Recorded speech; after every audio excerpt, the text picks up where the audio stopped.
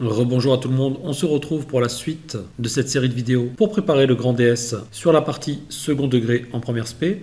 Et dans cet exercice, l'objectif c'est d'associer à chacune des courbes sur la droite la fonction qui lui correspond.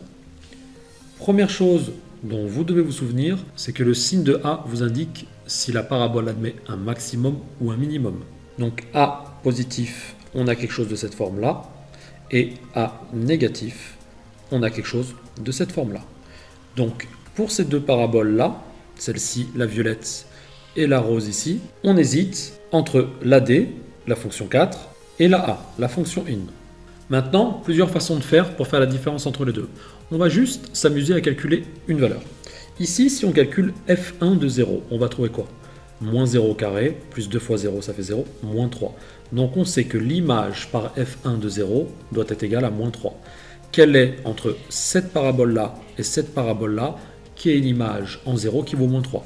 En 0, celle-ci vaut moins 3, alors que celle-ci vaut 3. Donc on sait d'ores et déjà que cette parabole-là est la parabole numéro 1, donc f1,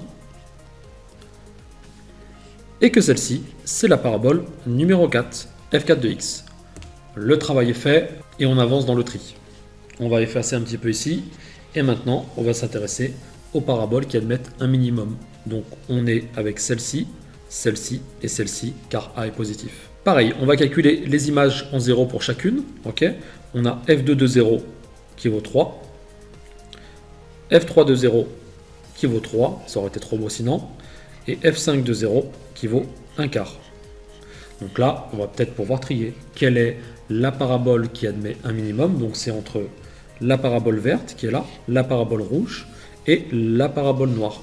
Quelle est celle qui en 0 donne 1 quart? En 0, la verte donne cette valeur-là qui semble être 1 quart.